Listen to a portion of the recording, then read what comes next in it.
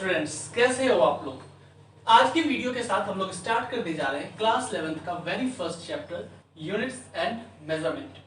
अगर बात करें इंपॉर्टेंस ऑफ दिस चैप्टर की, तो जेई ले लो, नीट ले लो या फिर बोर्ड ले लो, हर जगह इस चैप्टर से एक क्वेश्चन आता ही आता है। यस, ऐसा तो ये 11th में पढ़ता है, लेकिन 12th में भी इस चैप्टर का यूज है, क्योंकि इसमें हम लोग जैसे डायमेंशन पढ़ेंगे तो बोर्ड के क्वेश्चंस में भी एक क्वेश्चन डायमेंशनल एनालिसिस से रहता ही रहता है। जेई और नीट की बात करें तो उसमें डायमेंशन से तो ना रह के एरर इन मेजरमेंट से रहता है, जो कि हमें इसी चैप्टर में पढ़ना है। ठीक है, तो हर एस्पेक्ट में ये चैप्टर इंपॉर्टेंट है। कंसेप्ट बिल्डिंग के लिए भी ये चैप्टर इंपॉर्टेंट है और मार्क्स के लिए भी ये चैप्टर इंपॉर्टेंट है। ऑलराइट, तो चलिए स्टार्ट करते हैं। आज के लेक्चर में हम लोग पढ़ेंगे डायमेंशनल एनालिसिस के बारे में। मेनली किसके बारे में पढ़ेंगे? इंट्रोडक्शन होगा एंड डायमेंशनल एनालिसिस सीखेंगे। चलिए स्टार्ट करते हैं। सबसे पहले बात आती है physical quantity.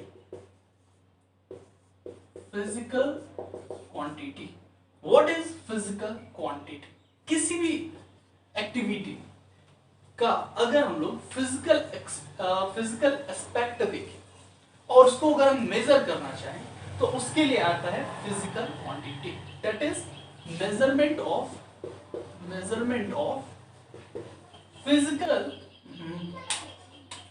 Physical aspect of any activity. किसी भी एक्टिविटी का फिजिकल एस्पेक्ट अगर हम मेजर करते हैं तो वो किस में करते हैं? फिजिकल क्वांटिटी में। ये इसका फॉर्मूला कैसा होता है? तो this is magnitude into unit. Magnitude into unit वो हमें एक फिजिकल क्वांटिटी देता है। जैसे डिस्टेंस का क्या, वो एक फिजिकल क्वांटिटी है और उसको हम कैसे लिखते हैं? 50 metre, where 50 is magnitude, metre is unit. ठीक है, अब देखो जैसे कुछ चीजों का हम लोग फिजिकल एस्पेक्ट नहीं देख सकते। जैसे हैप्पीनेस, कोई कितना खुश है, ठीक है, वो उसका हम फिजिकल एस्पेक्ट नहीं बता सकते, वो मेजर नहीं कर सकते। बट हाँ, अब ये इसको इस तरीके से मेजर कर सकते हैं कि कोई हंस रहा है तो कितना इसको खोल के हंसता है, तो वो हम ऐसे करके मेजर कर सकते हैं, तो वहां पे फिजिकल क्वांटिटी आ जाएगा। तो फिजिकल एस्पेक्ट मतलब समझ रहे हो ना, उसका रूप, फिजिकल रूप। मतलब अगर कोई हंस रहा है तो हंस रहा है, वो किस रीजन से हंस रहा है वो फिजिकल एस्पेक्ट में नहीं आएगा। हाँ, कितना हंसा, लाइक उसका कितना ये दांत ऐसे फट गया खुला, ठीक है, तो वो हम मेजर कर सकते हैं। तो मेजरमेंट इज फिजिकल एस्पेक्ट। समझ में आ रहा है? तो वही होता है physical quantity, magnitude into unit, measurement of physical aspect of any activity. Now ये फिजिकल क्वांटिटी दो टाइप के, दो रूप में आए। एक आया फंडामेंटल क्वांटिटी और दूसरा आया derived quantity. Fundamental quantity and derived quantity. इसका एक और नाम होता है fundamental slash basic quantity. Fundamental slash basic quantity. तो ये क्या होता है बेसिक क्वांटिटी? ये वैसे क्वांटिटीज होते हैं, those quantities which can't be derived या which do not use any other quantities to define themselves. Writing पे मत जाना, सुन के लिखना, अगर हो तो सुन के लिख लो। Those quantities which do not use any other quantities to define themselves, उसे हम लोग फंडामेंटल क्वांटिटीज कहते हैं। वैसे क्वांटिटी जो अपने आप में बेसिक है, बेसिक समझते हो ना, जिसके नीचे कुछ ना हो, मतलब ये ऐसे क्वांटिटीज होते हैं जिन्हें दूसरे कोई क्वांटिटीज की यूज नहीं पड़ती है अपने आप को डिफाइन करने के लिए। ये अपने आप में इंडिपेंडेंट है। ये क्या है? अपने आप में इंडिपेंडेंट। हाँ, जैसे मास, लेंथ, ये सब आता है, वो अभी हम लोग समझेंगे। डिराइव्ड क्वांटिटीज क्या होता है? तो जिनको सिंपली इसका उल्टा, जो कहीं से डिराइव्ड होता है, डिराइव्ड फ्रॉम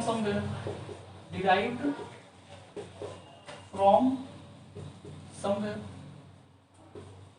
जिनको जरूरत पड़ती है दूसरे बेसिक क्वांटिटीज, दूसरे बेसिक यानी फंडामेंटल क्वांटिटीज को अपने आप को डिराइव करने की। जैसे बात करो एक्सेलरेशन, क्या होता है, मीटर पर सेकेंड स्क्वायर, वही होता है ना। ये एक्सेलरेशन से पीछे velocity, velocity is what, metre per second, velocity इसी में मेजर करते हो ना। तो ये क्या हुआ, मीटर और सेकेंड को मिलके ये बना, so this is what derived quantity. लेकिन मीटर कहीं से डिराइव नहीं होता है, मीटर हमेशा मीटर ही रहा है, मीटर कभी डिराइव होके नहीं आया है। तो metre is fundamental quantity, v is derived quantity, this is dq derived quantity and this is fq fundamental quantity. आगे बात समझ में। तो डिराइव्ड क्वांटिटी फंडामेंटल क्वांटिटी से बनता है ना। अब समझनी है बात को आगे। तो कितने फंडामेंटल क्वांटिटीज हैं? So there are total 7 fundamental quantities, जिससे आप उसके बाद, उस 7 के बाद जितने भी यूनिट्स बने सब क्या है, डिराइव्ड। ठीक है, जितने भी यूनिट्स बने हैं वो क्या है, डिराइव्ड। यूनिट्स समझ रहे हो ना, metre per second square, ampere, ये सब यूनिट हो गए। देखो इस चैप्टर में यूनिट पे भी बात करना है, बट यूनिट पे मैं बात करूंगा नहीं क्योंकि मुझे बहुत ही बोरिंग लगता है। ठीक है, और धीरे धीरे समय के साथ आप सारा यूनिट ऐसे भी समझ ही जाओ, तो उस पर पर्टिकुलरली एक लेक्चर बनाना वो मुझे मजा नहीं आएगा। ठीक है, तो आज के लेक्चर में हम अभी आगे सीखेंगे क्या, डायमेंशनल फॉर्मूला बनाना, डायमेंशनल एनालिसिस करना। ठीक, तो फंडामेंटल क्वांटिटीज कितने, तो 7 फंडामेंटल क्वांटिटीज होते हैं। ओके, तो अब बात करेंगे अभी ये 7 कौन से, एक साथ ही बात करेंगे। थोड़ा सा जान लेते हैं डायमेंशन के बारे में, व्हाट इज डायमेंशन, क्योंकि इसमें हम लोग डायमेंशनल एनालिसिस पे जाने वाले हैं। तो डायमेंशन के बारे में समझते हैं, व्हाट इज डायमेंशन, डायमेंशन क्या होता है। तो डायमेंशन है कि जितने भी, अभी जैसा मैंने बताया कि डिराइव्ड क्वांटिटी किससे आ गए, फंडामेंटल क्वांटिटी। तो फंडामेंटल क्वांटिटीज का क्या पावर, जैसे यहां पे देखो ये v is what derived quantity, किससे, मीटर और सेकंड से। तो मीटर का कितना पावर, 1 पावर, सेकंड का कितना पावर, 1 पावर, 1 मीटर और 1 सेकंड ये मिलकर बना देता है वेलोसिटी। एक्सेलरेशन क्या होता है, मीटर पर सेकंड स्क्वायर, यानी length, metre is what length, तो लेंथ का 1 पावर और टाइम का 2 पावर, ये मिलके क्या बनाता है आपको, एक्सेलरेशन। ये क्या बनाता है, एक्सेलरेशन। तो ये जो पावर्स देख रहे हो ना, पावर्स, इसी को हम लोग डायमेंशन कहते हैं, इसी को हम लोग डायमेंशन कहते हैं, और इसी को यूज करके हम लोग डायमेंशनल एनालिसिस करते हैं। डायमेंशनल एनालिसिस का यूज बहुत सारा है, फॉर्मूला चेक करते हैं, फॉर्मूला डिराइव करते हैं। ठीक, चल तो आगे अभी मैं इसको हटाता हूं। जैसा कि मैंने आपको बोला, there are 7 physical quantities, basic quantities. कौन कौन से होते हैं, तो एक टेबल हम लोग बना लेंगे।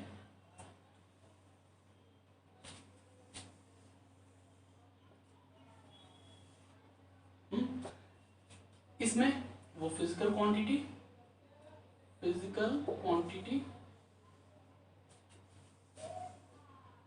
इसमें उसका यूनिट,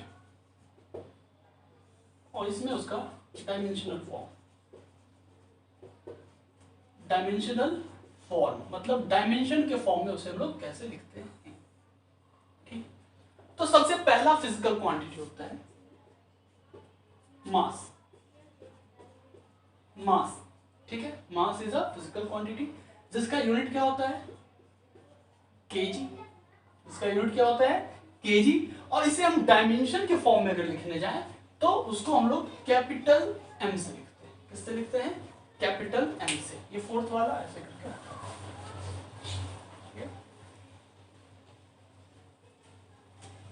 कैपिटल एम से। Second is length. लेंथ, इसका यूनिट मीटर, ऐसा यूनिट की बेसिकली हम लोग बात कर रहे हैं, मीटर। और इसको जब डायमेंशन के फॉर्म में लिखते हैं तो इसको हम लोग कैपिटल एल से लिखते हैं, कैपिटल एल से लिखते हैं।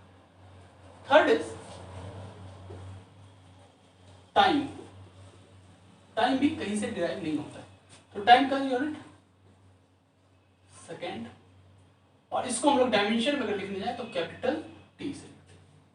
Fourth temperature. टेम्परेचर जिसका कि यूनिट, ऐसा यूनिट क्या होता है, केल्विन। ऐसा unit of temperature is kelvin, not Celsius और फ़ारेनहाइट, केल्विन। और इसको जब हम लिखने जाते हैं डायमेंशन फॉर्म में तो के से लिखते हैं। Fifth electric current. Electric current. Electric current इसका यूनिट क्या होता है? तो 10th में आपने पढ़ा होगा एम्पियर, एम्पियर। और इसको हम लोग कैपिटल ए से या फिर कहीं कहीं इसको आई से भी लिखा जाता है, कहीं कहीं, लेकिन standard is capital A.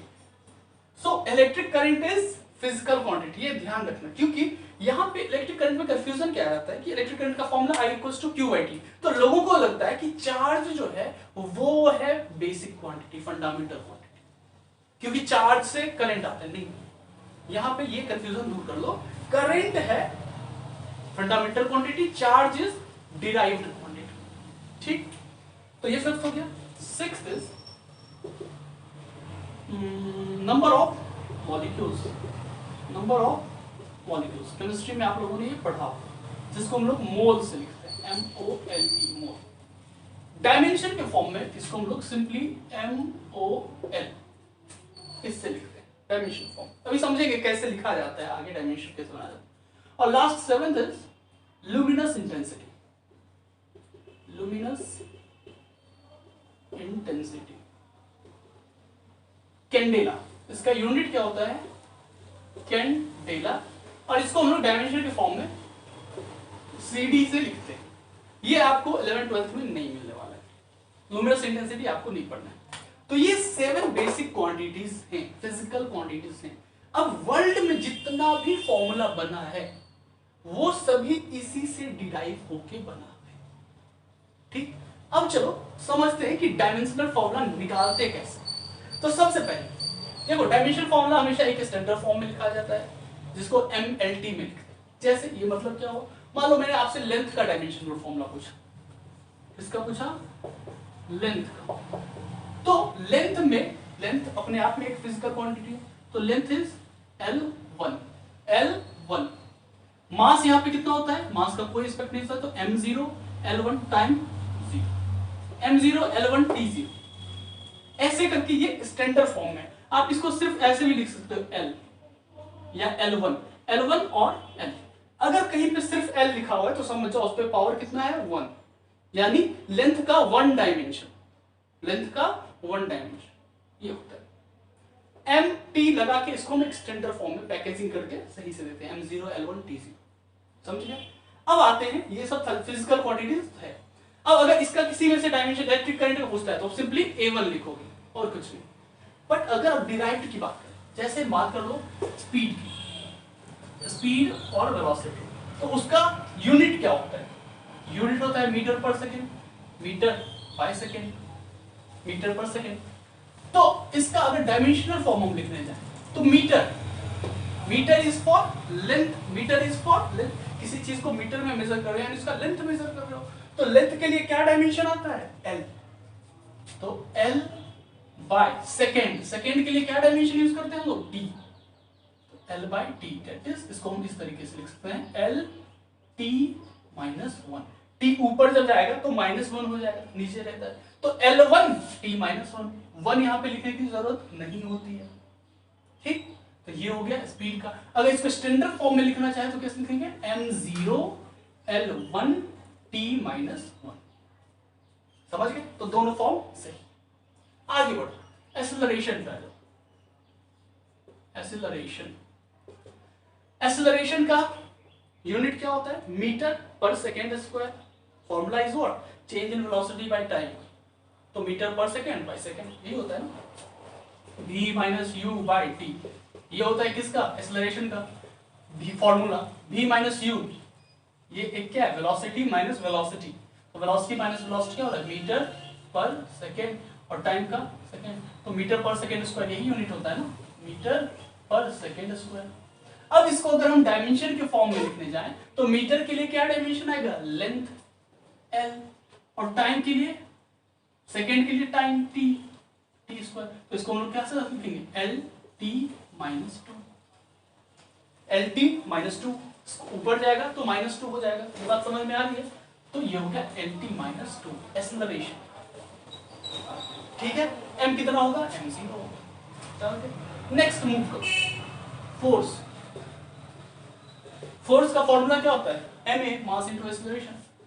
Mass into acceleration, mass into acceleration.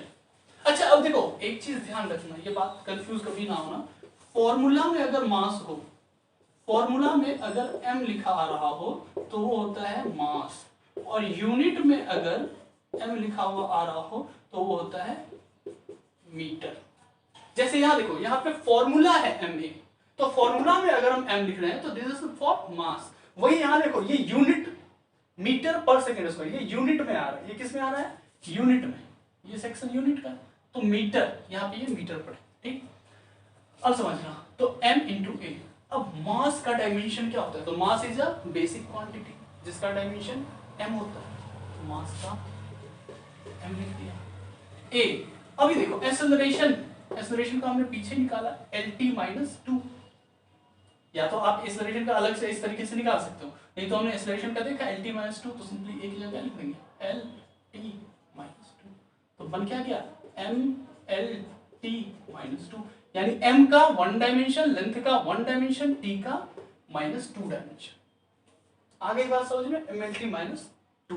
अच्छा एक बात और ध्यान रखो, कहीं पे अगर डायरेक्ट मान लो m2 रहता तो m टू द पावर 2 रहे ना, तो उसको m स्क्वायर कभी नहीं पढ़ना, m2 पढ़ता, स्क्वायर नहीं पढ़ा जाता है। या m3 है तो ये नहीं करना कि मास का क्यूब, क्यूब नहीं, m3 इस तरीके से पढ़ते हैं। तो फोर्स का क्या हो गया mlt माइनस 2। आ गई बात समझ में, मास इंटू एक्सेलरेशन। इसके बाद और किसका लोगे, वर्क का लो, वर्क, वर्क का formula force dot displacement, force into displacement, force into displacement, force into displacement, Newton पर सेकेंड। अब देखो फोर्स का, फोर्स का डायमेंशन कितना था, हमने अभी जस्ट निकाला mlt माइनस 2 इंटू डिस्प्लेसमेंट। अब डिस्प्लेसमेंट आप किस चीज में मेजर करते हो, ऑफ कोर्स मीटर में। डिस्प्लेसमेंट किस में मेजर करते हैं, मीटर में। 5 मीटर डिस्प्लेसमेंट है, तो मीटर इज फॉर लेंथ, तो डिस्प्लेसमेंट का डायमेंशन क्या होगा L1, सिर्फ length, metre length, metre length basic है, ठीक है। तो ये हो गया, तो यहां से फॉर्मूला क्या बन जाएगा अपना डायमेंशनल फॉर्मूला, तो m1। अब देखो एक l यहां है, एक l यहां है, मल्टीप्लिकेशन में पावर्स एड अप होते हैं, तो यहां से क्या हो जाएगा L1 प्लस 1 यानी 2, L2 t minus 2, mL2 t minus, ये हो गया वर्क का फॉर्मूला, डायमेंशनल फॉर्मूला। समझ में आ रहा है। और देखते हैं, और देखते हैं पावर का आ जाओ। पावर का फॉर्मूला क्या होता है, work by time. Power is what, rate of doing work. अब देखो कहीं भी रेट अगर लिखा हो ना तो समझ जाओ बाय टाइम। एक्सेलरेशन क्या होता था, rate of change of speed, तो rate of change of speed, change of speed क्या v minus 2, final velocity minus initial velocity. अब शुरू में हमने क्या लिखा था, रेट, रेट मतलब क्या, बाय टाइम। उसी तरीके से पावर का फॉर्मूला क्या होता है, रेट ऑफ डूइंग वर्क, यानी work by time, rate of doing work, clear. तो पावर का फॉर्मूला वर्क बाय टाइम। अब इसका डायमेंशन निकालना, तो वर्क का डायमेंशन हमने अभी देखा mL2t माइनस 2 बाय टाइम का डायमेंशन क्या होता है, तो टाइम का डायमेंशन सिर्फ t, time is a basic quantity t। तो यहां से अब क्या बन जाएगा mL2t माइनस 2, और ये एक 1 था, ये ऊपर जाके -1 हो जाएगा, तो -2 -1 यानी -3, mL2t माइनस 3। बात आ रही है समझ में, ये हो गया क्या पावर का, इजी है। देखो अब बेसिक कुछ चीजें आपको याद, हमेशा याद ही रह जाएंगी। जब आप 10-20 क्वेश्चन, अच्छे 50 क्वेश्चन कर लोगे ना, तो ये सब याद ही रहेगा। एक्सेलरेशन का क्या होता है, फोर्स का क्या होता है, वर्क का क्या होता है, वर्क का नहीं भी याद रहा तो निकाल लोगे, पावर का निकाल लोगे। ये 3 बेसिक याद रहता है, स्पीड, एक्सेलरेशन, फोर्स, ये सब याद रहता है, क्योंकि फोर्स का इतना ज्यादा यूज होता है ना इस। नेक्स्ट और देखते हैं, काइनेटिक एनर्जी पे आ जाओ। हाफ mv², यही होता है ना काइनेटिक एनर्जी। तो देखो 1/2, इसका तो कोई डायमेंशन नहीं होगा ना, 1/2 इज नॉट यूनिट, ये एक मैग्नीट्यूड है, मैग्नीट्यूड का कोई भी यूनिट नहीं होता है या डायमेंशन नहीं होता है, ठीक है। 1/2 का तो कुछ नहीं। m is for mass, formula में m हो तो मास, तो मास का dimension capital M। Velocity, velocity का dimension lt minus 1, velocity and speed दोनों सेम ही होता है ना, तो lt माइनस 1, और इस पे स्क्वायर है, इसको स्क्वायर, यहाँ से क्या बन गया ml, अब ये 1 और 2 मल्टीप्लाई हो जाएगा 2 L2 T माइनस 2, समझ रहे हो, -1 × 2 -2, यहाँ से ये फॉर्मूला बन गया ml2 T minus 2, ml2 T minus 2। अब देखो काइनेटिक एनर्जी, पोटेंशियल एनर्जी, कोई भी एनर्जी है, एनर्जी का डायमेंशन वर्क के बराबर हमेशा होगा। अभी आगे जाके आप वर्क एनर्जी पढ़ोगे चैप्टर, उसमें एक फॉर्मूला, एक थ्योरम आता है वर्क एनर्जी थ्योरम, कि change in energy equals to work done. तो एनर्जी वर्क डन के बराबर होता है, change in energy is work done, ये समझो। तो एनर्जी का भी पोटेंशियल एनर्जी mgh फॉर्मूला होता है ना, Pe का mgh, तो ये आप खुद से निकाल के देखो क्या आता है, डायमेंशन सेम आएगा। ठीक है, क्लियर हो गया। अब चलो थोड़ा सा और आगे बढ़ते हैं, किसका निकालें, चार्ज का निकालते हैं, किसका निकालते हैं, चार्ज का। तो चार्ज, इलेक्ट्रिक चार्ज, इसको हम लोग Q से लिखते हैं। तो इसका फॉर्मूला क्या होता है, Q equals to IT current into time, यही होता है ना, IT करंट इनटू टाइम। अब इसका डायमेंशन क्या होगा, तो देखो current is a basic quantity, fundamental quantity, current कहीं से डिवाइड नहीं हुआ, तो करंट का डायमेंशन कितना होगा, A, करंट का डायमेंशन क्या होगा, A, तो करंट इज A1। अच्छा टाइम भी क्या है, फंडामेंटल क्वांटिटी है, इसका यूनिट डायमेंशन T होता है, तो A1 T1, simply A1 T1 या AT आप बोल सकते हैं, इलेक्ट्रिक चार्ज। समझ गए। एक आता है इलेक्ट्रोस्टैटिक फोर्स, 10th में शायद आप लोगों ने पढ़ा होगा, इलेक्ट्रोस्टैटिक फोर्स, कूलम्ब्स लॉ, जिसका फॉर्मूला होता था F equals to K Q1 Q2 by R square, ये फॉर्मूला होता था, आप लोगों ने पढ़ा होगा। This is what, force between two charges. ये K एक कांस्टेंट आता था जिसका एक यूनिट भी होता था, डाइलेक्ट्रिक कांस्टेंट इसको हम बोलते हैं। Q1 चार्ज, Q2 चार्ज, और R क्या होता था, चार्ज के बीच का डिस्टेंस। अब अगर मैं आपसे इसी क्वेश्चन में K का डायमेंशन पूछूं, इस क्वेश्चन में आपको मैं K का डायमेंशन पूछ दूं, तो कैसे बताओगे, तो बहुत आसान है। सबसे पहले K का फॉर्मूला लेते हैं, तो K का फॉर्मूला क्या होगा, तो ये R इधर डिवीजन में है तो इधर मल्टीप्लिकेशन में चला जाएगा, FR स्क्वायर, और ये Q1 Q2 इधर मल्टीप्लिकेशन में है K के साथ, तो इधर जाके डिवीजन में चला जाएगा, तो बाय Q1 Q2, तो K का ये फॉर्मूला बनेगा FR square by Q1 Q2। अब बहुत आराम से इसका डायमेंशन आप लिख सकते हो। देखो फोर्स का डायमेंशन क्या होता है, mlt माइनस 2, तो लिखो mlt माइनस 2।